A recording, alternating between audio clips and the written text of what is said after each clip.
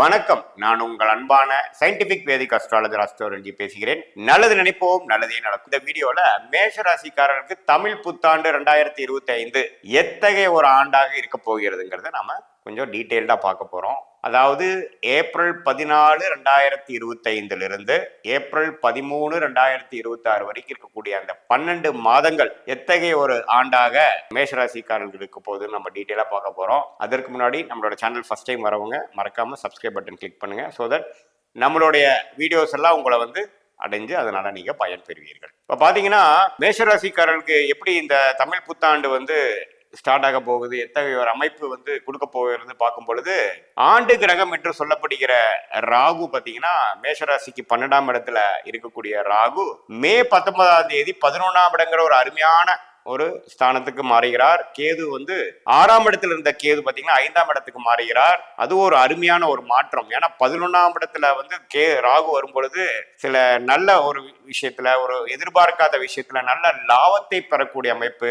பிற மொழி பேசுபவர்கள், அந்நிய சூழ்நிலையில வாழ்றவங்களுக்கு எல்லாம் பாத்தீங்கன்னா ஒரு நல்ல பெனிஃபிட்ஸ், இம்போர்ட் எக்ஸ்போர்ட் அது மாதிரி விஷயத்துல இருக்கிறவங்க, கொஞ்சம் சோசியல் மீடியா, அப்புறம் நம்ம டெக்னாலஜி ரிலேட்டடான ஹாட்டான சில விஷயத்துல இருக்கிறது, இந்த ஆப் டெவலப்பர்ஸ் பண்றவங்க, இது எல்லாமே லேட்டஸ்டான சில இப்ப இருக்கக்கூடிய ட்ரெண்ட்ல எந்த மாதிரி லைன்ல இருக்கிறாங்களோ அவங்களுக்கு எல்லாமே ஒரு திடீர் ஒரு ரெகக்னிஷன், திடீர்னு சில விஷயங்கள் அவங்களுக்கு கிடைச்சு அது மூலமா ஒரு நல்ல ஒரு அமைப்பு, நல்ல ஒரு டெவலப்மெண்ட், நல்ல ஒரு இம்ப்ரூவ்மெண்ட் கிடைக்கக்கூடிய அமைப்பு அது குறிப்பா ராகு திசை நடக்கக்கூடிய மேஷராசிக்காரர்களுக்கெல்லாம் நல்லாவே ஒரு சேஞ்ச் ஆஃப் பொசிஷன் கொடுக்கக்கூடிய ஒரு அமைப்பு மே 19ஆம் தேதி ஆகக்கூடிய ராகு கொடுக்கிறார். அதே சமயத்துல 6ஆம் இடத்துல கேது இருந்து சில உடல் உபாதைகள், கடன் தொல்லைகள், பிரச்சனைகள், வம்பு வழக்குகள் அது மாதிரி கொஞ்சம் கொடுத்துட்டு இருந்த கேது இப்ப 5ஆம் இடத்துக்கு மாறி ஓரளவுக்கு நல்ல பலன்களை கொடுத்து கொஞ்சம் யோகத்தை சேர்க்கக்கூடிய அமைப்பு மேஷராசிக்காரர்களுக்கு உண்டு.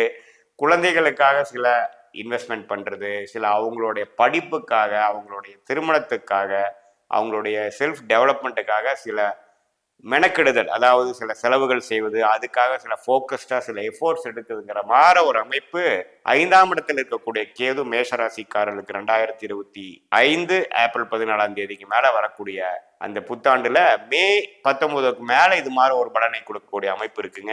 அதே சமயத்துல ராசி அதிபதியே பாத்தீங்கன்னா ஒரு முதல் 2-3 மாதங்கள், அதாவது ஜூன் மாதம் வரைக்கே பாத்தீங்கன்னா கடகத்துல நீச்சமான ஒரு அமைப்புல இருக்கிறார். அதாவது பலம் குறைந்து இருக்கிறார். அப்படிங்கிறப்போ சில விஷயங்கள் உடனடியாக பலன் தர முடியாமல் கொஞ்சம் ஸ்லோவா போகக்கூடிய அமைப்புகள் கண்டிப்பாக உண்டு.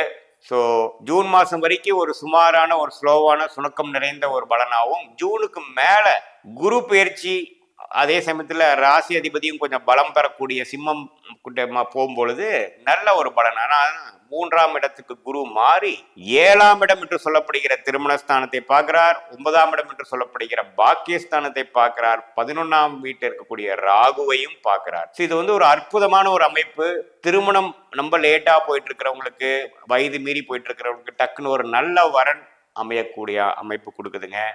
ஒரு வியாபாரத்துல ஒரு பங்குதாரர் அமைய முடியல, நமக்கு ஒரு அசோசியேட்ஸ், ஒரு ஃபண்டிங் கிடைக்காம நம்ம ரொம்ப கஷ்டப்படுறோம், தனித்து கஷ்டப்படுறோம், அல்லது இருக்கக்கூடிய பார்ட்னர்ஸோட சில கருத்து வேறுபாடுகள் போயிட்டு இருக்குது அப்படிங்கிற மாதிரி இருக்கிறவங்களுக்குலாம் பார்த்தீங்கன்னா அந்த குருவின் பார்வை ஒரு நல்ல அமைப்பும், ஓரளவுக்கு ஒரு ஒரு எந்தவித சுணக்கங்களும் இல்லாமல் ஓரளவுக்கு நல்ல தன்மையான ஒரு மாற்றமும், ஒரு ஸ்டெபிலிட்டி இந்த லைஃபும் கொடுக்கக்கூடிய அமைப்புகள், நிறைய புது கிளைண்ட்ஸு, புது கஸ்டமர்ஸ், அது மாதிரி விஷயங்கள்லாம் தொழிலதிபர்கள் கொடுக்கக்கூடிய அமைப்பு. இதே மாதிரி குடும்பத்தில் இருக்கக்கூடிய இல்லத்தரசிகள் மேஷராசிக்காரர்களாக இருக்கும் பொழுது அவங்களுக்கு இது வரைக்கும் ஃபேமிலியில ஒரு மாதிரி பிடிப்பில்லாமல் போயிட்டு இருக்குதுங்கிற மாதிரி அமைப்பு கொஞ்சம் நிலை மாறி ஓரளவுக்கு நல்லாவே மனம் குளிர சில நல்ல மாற்றங்கள் ரிலேஷன்ஷிப்ல வருது அப்படிங்கிற மாதிரி விஷயத்தை கண்டிப்பாக குருவின் பார்வை 7ஆம் இடத்துல இருக்கக்கூடிய அந்த ரிஷபத்தை பார்த்து மேஷராசிக்காரர்களுக்கு நல்ல ஒரு பலனை கொடுக்கக்கூடிய ஒரு அற்புதமான ஒரு குரு பயிற்சியாக, குறிப்பா மே 15ஆம் தேதி 2025 இருந்து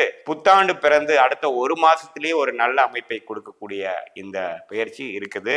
அதனால மேஷராசிக்காரர்களுக்கு பார்த்தீங்கன்னா ஒரு அற்புதமான ஒரு நல்ல ஒரு மாற்றத்தை கொடுக்குதுங்க. ஏன்னா 7 நாள் சனி ஸ்டார்ட் ஆயிருச்சு, நமக்கு இனிமேல் பிரச்சனையா அப்படின்னு பயப்பட வேண்டாம். ஏன்னா 2027 தான் பார்த்தீங்கன்னா உங்களுக்கு ஜென்ம சனி வருதே ஒழிய 25, 26 பெரிய ஒரு பிரச்சனைக்குரிய ஒரு அமைப்போ ஒரு சாதகமற்ற அமைப்போ நம்ம சொல்ல முடியாது.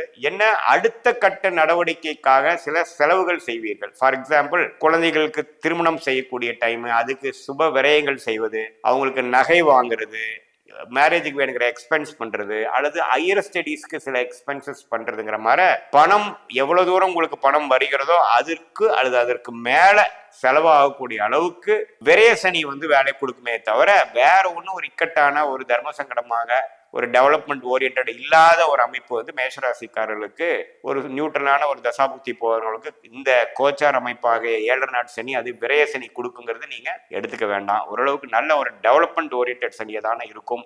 அதே சமயத்துல யங்ஸ்டர்ஸ், ஒரு இளம் வயதினர், ஒரு 20, 25, 30 வயதுக்குள்ள இருக்கக்கூடியவங்களுக்கு பார்த்தீங்கன்னா இது முதல் சனி 7 நாட் சனியா வரனால சில ஒரு வித்தியாசமான அனுபவங்கள், சில விஷயங்கள் வாழ்க்கை அனுபவத்தை கொடுக்கக்கூடிய, வாழ்க்கை பாடத்தை கொடுக்கக்கூடிய அமைப்புகள் கொடுக்க ஆரம்பிச்சிருவார். ஏன்னா 7 நாட் சனிங்கிறப்ப சனி உங்களை கண்ட்ரோல் எடுக்க போறார். உண்மையான வாழ்க்கை என்ன, உண்மையான நட்பு என்ன, உண்மையான உறவு என்ன, பணம் பற்றிய புரிதல், நீங்க இண்டிபெண்டா எப்படி வாழ்றது, மெச்சூரிட்டினா என்ன, இது எல்லாமே கொடுக்கக்கூடிய அமைப்பு சனி கொஞ்சம் ஒரு எக்ஸ்பீரியன்ஸ், லைஃப் எக்ஸ்பீரியன்ஸ் மூலமாக கொடுக்க போறார்.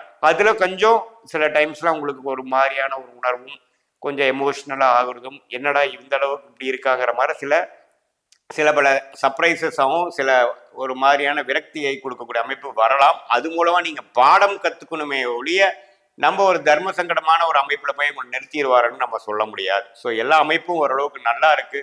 குரு 3ஆம் இடத்திலிருந்து 7ஆம் வீட்டை பார்த்து 9ஆம் வீடுங்கிற பாக்கியஸ்தானம், தந்தையார் ஸ்தானம், பூர்வீக ஸ்தானத்தை பார்த்து அப்பா மூலமாக நல்ல ஒரு முன்னேற்றம், பாக்கியங்கள் கிடைக்கிறது, பூர்வீகத்துல சில பெனிஃபிட்ஸ் கொண்டு வர்றது, அப்பா பாட்டனார் மூலமா சில விஷயங்கள் பெனிஃபிட்ஸ் வர்றது, இது எல்லாமே நடந்து 11ஆம் வீட்டில் இருக்கக்கூடிய ராகுவையும் குரு பார்ப்பதனால் நான் முதலே சொன்ன மாதிரி 11ஆம் வீட்டு ராகு கொஞ்சம் அந்நிய சூழ்நிலையில வெளிநாட்டில் இருக்கிறவங்க, வெளிநாடு போகணும்னு ட்ரை பண்றவங்க, இம்போர்ட் எக்ஸ்போர்ட் பண்றவங்க, ஷேர் மார்க்கெட்ல இருக்கிறவங்க, இது மாதிரி சோஷியல் மீடியா, இது மாதிரி லேட்டஸ்ட் டெக்னாலஜியில இருக்கிறவங்களுக்கு எல்லாமே ஒரு நல்ல ஒரு பிரேக் த்ரூ, ஒரு நல்ல ஒரு அமைப்பை கொடுக்கக்கூடிய ஒரு அமைப்பு கொடுக்குதுங்க. என்ன ஒரே ஒரு விஷயம், நான் முதல்ல சொன்ன மாதிரி செலவுகள் ரெடியா இருக்கும், எவ்வளவு சம்பாதிச்சாலும் சேவ் பண்ண முடியாதுங்கிற ஒரு அமைப்பு இருக்குதே தவிர மற்றபடி இந்த ஆண்டு கிரகமாகிய ராகு, கேது, குரு, சனி எந்த விதத்திலையும் ஒரு மிகப்பெரிய ஒரு சங்கடத்தை கொடுக்கக்கூடிய அமைப்புகள் கண்டிப்பாக மேஷராசிக்காரர்களுக்கு இல்லை.